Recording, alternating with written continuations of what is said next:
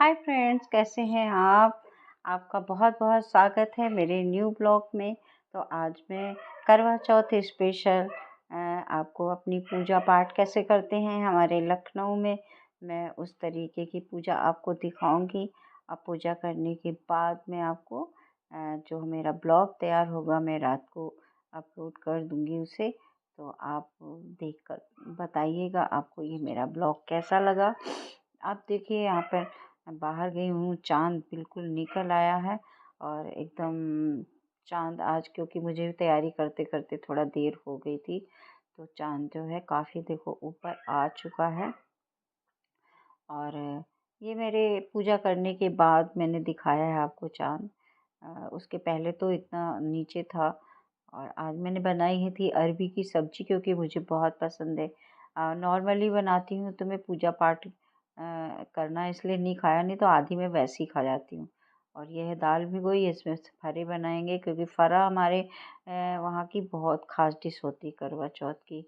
और यहाँ देखो क्योंकि अब चाँद निकलने ही वाला है तो मैंने तैयारी बिल्कुल शुरू कर दी, अपनी पूजा करना शुरू कर दिया है।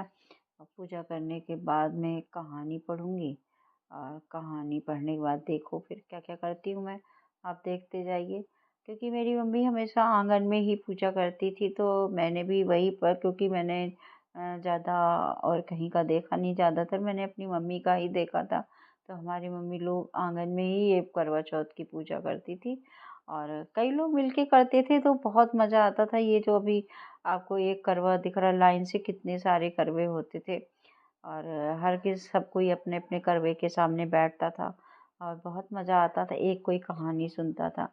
अभी तो मुझे ये है कि अपना दिया भी देखना है, कहानी कभी-कभी बीच-बीच में कहानी बंद करके उसे भी देखना होता है क्योंकि ओस पड़ती है इस समय तो दिया कभी-कभी बत्तियाँ नीचे उतना तेल नहीं उठा पाती, नमी आ जाती है, तो वो भी देखना रहता है। लेकिन जब कई लोग होते हैं तो कोई कुछ देखता है, तो कोई पूजा पाठ का देखता है, तो कोई कहानी करता है, तो कोई अपना दियों पे ध्यान रखता है।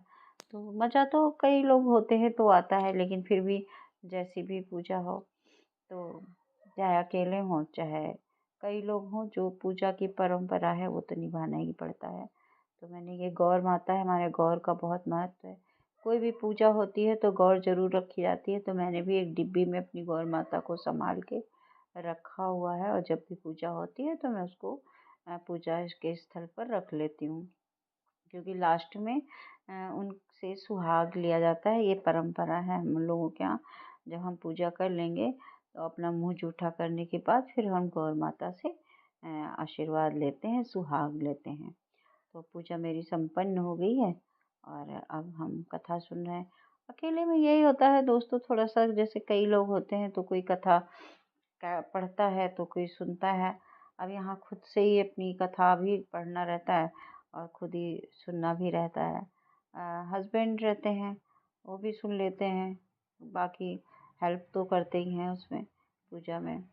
और यहाँ पर अब देखो चाँद हमारा आँगन से ही दिखने लगा है आज, तो बहुत प्यारा-सा आँगन से, ये देखो बिल्कुल रेड कलर का, कितना प्यारा चाँद दिख रहा है। तो मैंने घर से ही, नहीं तो मुझे बाहर अर्घ देना, ये देखो अर्घ दे रही हूँ मैं। ये एक बाल की लठ निकाल के उसमें जल डाल के ऐसे चंद्रमा को अर्घ दिया जाता है हम लोगों के यहाँ।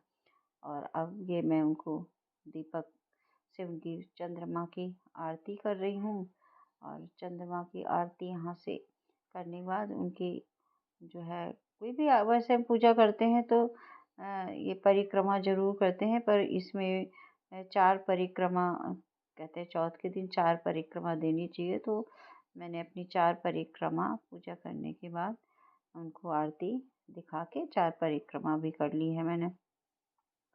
परिक्रमा कोई सी भी पूजा पाठ में बहुत महत्वपूर्ण होती है।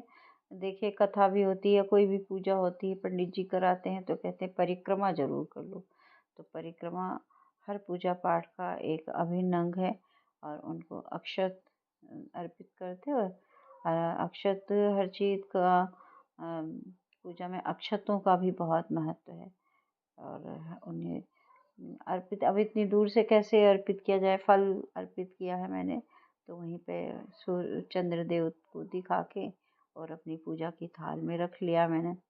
अब क्योंकि मेरा अर्घ का भी काम हो गया है और चंद्रमा की पूजा का भी, अब लास्ट का काम होता है करवा फेरना। तो करवा, अगर घर में कोई देरानी जेठानी होती हैं तो उनके साथ ये करवा फेर लिया जाता है। एक कलश के नाम से होता है, गणेश जी के नाम से इसके कलश का वो लोटा बोलते हैं, और दूसरा जो है टोटी वाला वो करवा होता है। तो जब कोई नहीं होता है तो ये परंपरा है कि अगर आप अकेले हो तो इस करवा को जो गणेश जी के नाम से जलाया जाता है, दूसरा उसी लोटे से इस अपने करवे को फेर लेते हैं 5 बार 7 बार। इसका एक ये भी है कि अपना जो जहाँ पे उसका वो स्थान था उसी स्थान पे वापस इसका वो आ जाना चाहिए। अब ये जो कोछा पड़ता है, कोछा रखते हैं, अपने आँचल में रखते हैं। पहले तो साड़ी-वाड़ी खराब होने का कोई इतना नहीं देखता था, आँचल में ही रख लेते थे।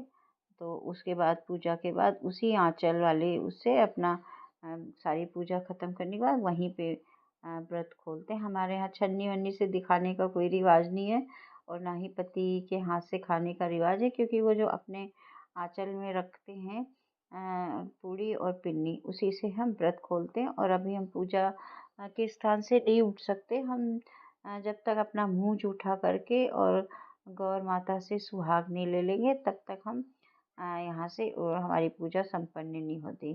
तो ऐसे हमने अपना बायना निकाल दिया था। बायना निकालने के बाद वहीं पर जो अपने कोछे में रखा हुआ था उसी में से हम अपना व्रत भी वहीं पे खोल लिया। अब व्रत खोलने के बाद फिर हम यहाँ से अपना स्थान यहाँ से छोड़ सकते हैं। तो क्योंकि यहाँ पे बंदर न बहुत हैं, तो पूजा पाठ का बाकी जो सामान है, फल है, पूजा का है, वो तो मैं उठा लूँगी। बाकी जो लोटा वगैरह है ये आज हम नहीं उठा सकते। ये रात भर ऐसे ही कलश हमारे जलते रहेंगे। यहीं पर बाकी सामान मैं हटा लूँगी। और ये मैंने गौर माता का सुहाग ले लिया। अब ये गौर माता को भी मैं ऐसे ही रात में तो यहीं रहेंगी और उसके बाद सुबह नहा धो के फिर करवे का भी सब सामान उठा लूँगी और अपनी गौर माता को भी अपनी पूजा वाले मंदिर में जाके रख दूँगी। तो ये इस तरीके से हमारे लखनऊ में छोटी सी पूजा होती है।